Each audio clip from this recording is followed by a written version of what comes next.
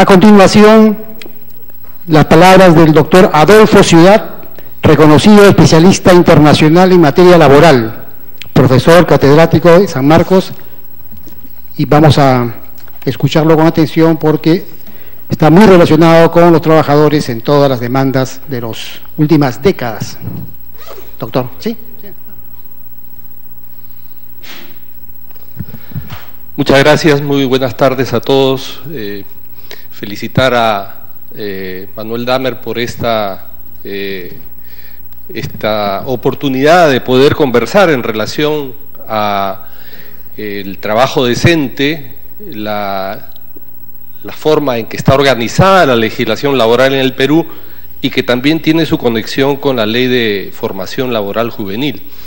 Comenzar primero diciendo de que el trabajo decente o el trabajo digno es un concepto que nació hacia finales de la década de los 90, principios de los 2000, para mejorar las oportunidades que deben tener todos los ciudadanos en conseguir un empleo productivo y que pueda realizarse ese empleo en condiciones de libertad, de equidad, de seguridad y dignidad humana. Esto implica un trabajo con libertad sindical, con igualdad y no discriminación, sin trabajo forzoso ni trabajo infantil, un trabajo que esté sujeto bajo el ámbito de protección de la legislación laboral, con protección social, observancia de salarios mínimos, formación profesional, formación del empleo, negociación colectiva y diálogo social, entre otros. Este enfoque concuerda con una definición mínima de democracia por la cual se entiende que un régimen democrático contiene un conjunto de reglas procesales para la toma de decisiones colectivas, en el que está prevista y propiciada la más amplia participación posible de los ciudadanos. Pero cuando se desea conocer si se ha dado un desarrollo de la democracia en un determinado país, se debería investigar no si aumentó o no el número de quienes tienen derecho a participar en las decisiones que los atañen, sino los espacios en que pueden ejercer ese derecho.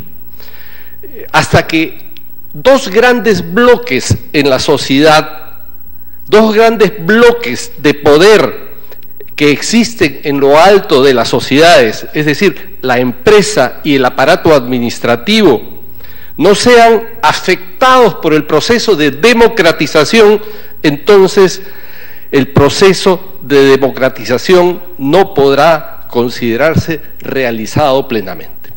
Esto implica, en otras palabras, que la democracia tiene que llegar a la empresa, tiene que llegar al aparato administrativo, al Estado, a sus instituciones, donde trabajan los ciudadanos.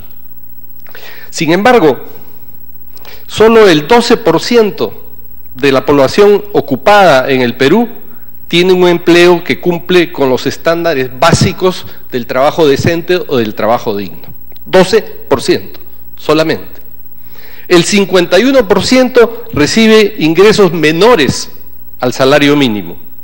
El 66% no cuenta con un contrato de trabajo o no está registrado.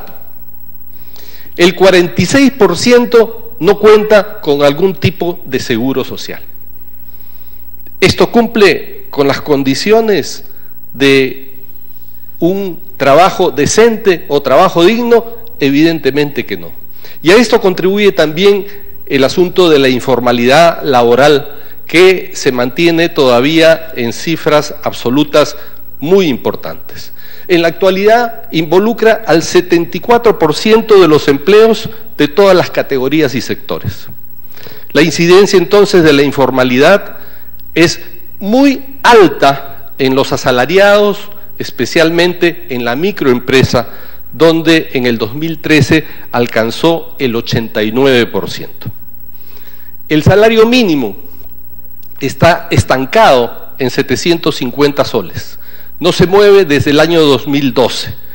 Es uno de los salarios más bajos de la región. Apenas se alcanza a 250 dólares y supera solo al salario mínimo de Bolivia, mientras que, por ejemplo, Colombia está en 320 dólares, Ecuador en 340, Chile en 420 dólares. Y esto es así a pesar de que el Perú ha tenido una de las mayores tasas de crecimiento en el periodo 2004-2013. En la década pasada, las remuneraciones reales solo se han incrementado en 12%, mientras que el Producto Bruto Interno per cápita alcanzó el 55%, y lo natural hubiese sido que las remuneraciones hubieran seguido, siquiera de cerca, el aumento del Producto Bruto Interno.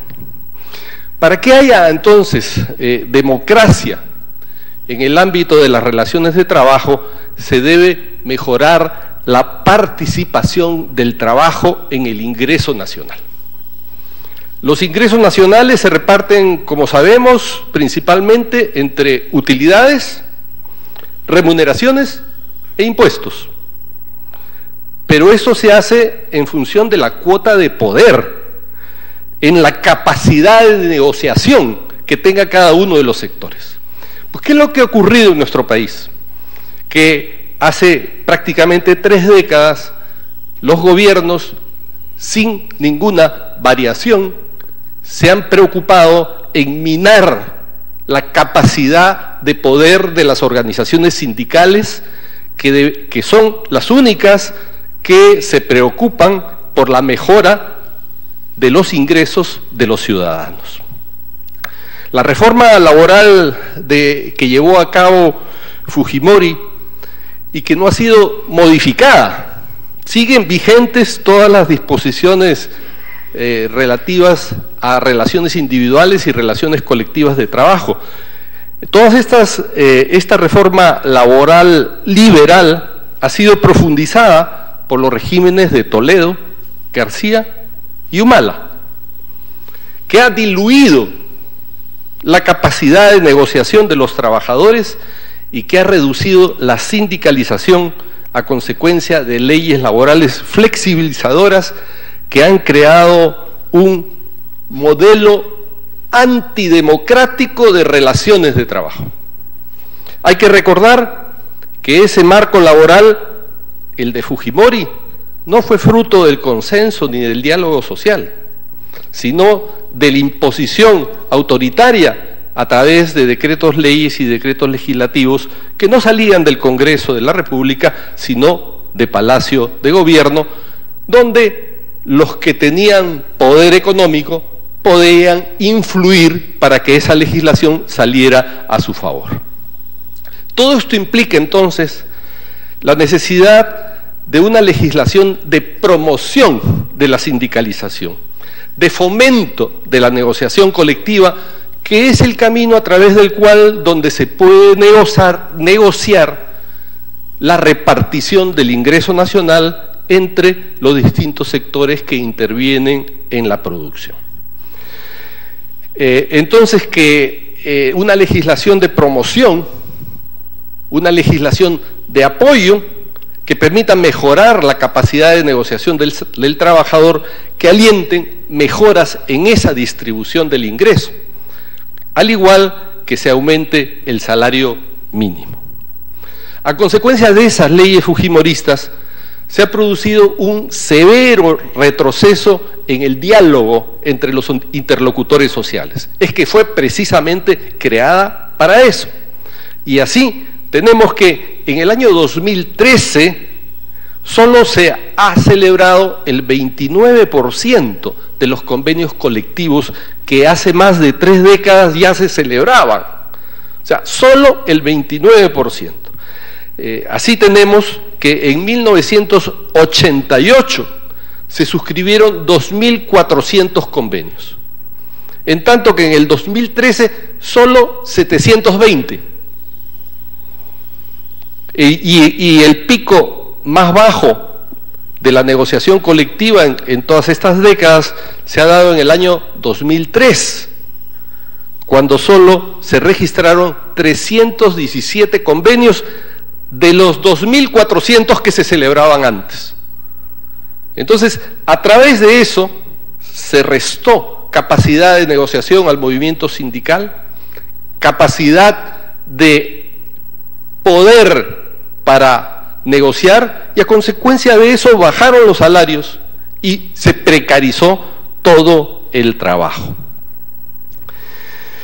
La virtud del concepto entonces de trabajo decente, de trabajo digno, es que se devuelve la atención al trabajo, y esto debemos vincularlo con los preceptos constitucionales que tenemos respecto de la importancia del trabajo y de cómo los ciudadanos tienen el derecho de participar en la riqueza que han contribuido a crear. Debe incluso recordarse que el Acuerdo Nacional también se refiere a la necesidad de garantizar el libre ejercicio de la sindicalización a través de una ley general de trabajo que unifique el derecho individual y el derecho colectivo en concordancia con los convenios internacionales de la OIT y otros compromisos internacionales de los derechos laborales. Entonces, yo quisiera hacer una síntesis de cuáles son las características más importantes de esta reforma laboral, cuáles son los ejes claves que han permitido esta atomización, desmovilización, reducción de la capacidad de negociación de los trabajadores, y a partir de ahí plantear unas ideas finales. En primer lugar, el incremento de la contratación temporal, que bloquea el ejercicio de las libertades de asociación y de negociación colectiva. Entonces, del 2005 al 2012 se ha duplicado en forma desmesurada el uso de las modalidades de contratación temporal previstas en el decreto legislativo 728 que creó Fujimori. Debido a esto, en la actualidad, más del 60% de los asalariados formales del sector privado se encuentran con contrato temporal, es decir, contrato por un mes o por 3 meses, y a consecuencia de eso, a la finalización del contrato, depende de la sola voluntad del empleador para que se siga trabajando o no. Como lo que ha ocurrido ahora en el municipio, se ponen a 3.000 personas en la calle y a nadie se despide, solo vencieron los contratos, pero todo el mundo se queda en la calle. Ese es el problema de la contratación temporal que a través de las leyes de Fujimori, que se han ampliado en los últimos años, se permite que el 60% de los trabajadores formales estén de esta manera trabajando en forma temporal y precarizados totalmente porque no saben si tendrán trabajo al mes siguiente. De otra parte tenemos las modalidades formativas y la tercerización. De otro lado tenemos la consolidación y ampliación de la cobertura de regímenes, de supuestos regímenes promocionales, en donde entra también la ley de formación laboral juvenil. Entonces, diversas actividades económicas y empresas son subsidiadas con dinero de los trabajadores a través de supuestas leyes promocionales que rebajan el estándar normal fijado para la totalidad de los ciudadanos que trabajan y que prevé entonces menores costos para el empleador. O sea, es un financiamiento directo, se quita del bolsillo del trabajador para ponerlo en el bolsillo del empleador, así de simple. Eso es lo que ha ocurrido entonces, primero, con el régimen de exportaciones no tradicionales. Este no fija menores derechos, pero sí fija la posibilidad de contratación temporal sine die. Es decir, se contrata, puede un trabajador estar contratado 30 años, como los hay, a través de este régimen de contratos temporales. 1 mes, 2 meses, 3 meses. De otro lado tenemos el régimen de promoción del sector agrario, que se creó en el año 2000, aplicable para los cultivos o crianza, incluida la agroindustria. Originalmente previsto solo hasta el año 2006 y luego ampliada por el gobierno de García hasta el año 2021 y que abarcan a un 7-8% de los trabajadores formales. Estamos hablando de 250.000 de personas que están condenados a trabajar lo mismo que trabajan otros trabajadores, pero a ganar menos, con menores derechos, detalles a los cuales no me voy a referir, sino pasar rápidamente al régimen promocional para la micro y pequeña empresa, que también fue creado en el gobierno de Toledo en el año 2003, con vigencia primero solo para 5 años, pero en el año 2008, cuando se iba a vencer el plazo, se convirtió en permanente. O sea, eso va a quedar para siempre, un régimen con menores derechos.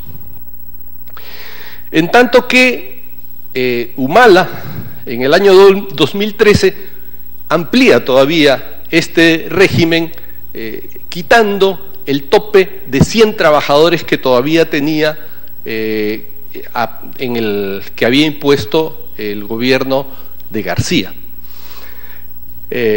Entonces, como ven, se fue ampliando este asunto. Después tenemos el contrato administrativo de servicios, el CAS, para toda la administración pública, donde también hay menores derechos. Luego tenemos la ley de servicio civil, que impide la negociación colectiva, prohíbe la negociación colectiva de condiciones económicas. Como ven ustedes, todo un modelo laboral destinado a impedir que prosperen los trabajadores a través de la relación laboral, a través de la sindicalización y a través de la negociación colectiva. Y aquí viene también entonces la ley de formación laboral juvenil, que, ojo, no debe entenderse en forma aislada, sino que la ley de formación laboral juvenil es parte de todo este modelo, que, como ustedes ven, se ha ido creando por piezas, que como un rompecabezas, y después tenemos una situación en donde hay menores derechos para la agroindustria, para los textiles, menores derechos para la microempresa, y ahora menores derechos para el sector juvenil, para todo tipo de empresas. Entonces, creo pues que ha llegado el momento de hacer un cuestionamiento del modelo laboral en su conjunto, en forma íntegra, porque si bien los jóvenes, ojalá mañana pasado, logren la derogación de esta ley antidemocrática que afecta directamente sus intereses, pues si logran esa derogación, el día de mañana los va a agarrar las otras leyes, o la de la microempresa si entran a trabajar en una microempresa, o al régimen de exportación si van a trabajar en la exportación, o si entran a trabajar al Estado por el contrato administrativo de servicios, etcétera. Entonces, la ley laboral juvenil es una pieza más de este modelo antidemocrático. Y su derogatoria no garantiza buenas condiciones de trabajo para los jóvenes. Las otras leyes también los van a alcanzar y los van a precarizar. En consecuencia, hay que cambiar el modelo. Hay que pugnar por una ley general de trabajo que reduzca toda esta precarización, todo este sesgo proempresarial de la legislación que va en detrimento de la mayoría nacional, porque todos somos trabajadores, todos trabajamos, pero ya trabajemos en el sector privado, en el sector público, en la industria textil, en la agroexportación, en cualquier sitio, nos rebajan derechos y no nos permiten prosperar. Entonces el modelo actual precariza, impide la sindicalización, aumenta la desigualdad social, contribuye a la exclusión social, impide el diálogo social, impide la negociación colectiva y con la derogatoria de la ley laboral juvenil solo se habrá obtenido la primera victoria de una batalla, pero que no debemos perder la visión de conjunto de pugnar por consolidar y reafirmar la democracia en el terreno de las relaciones laborales. Muchas gracias.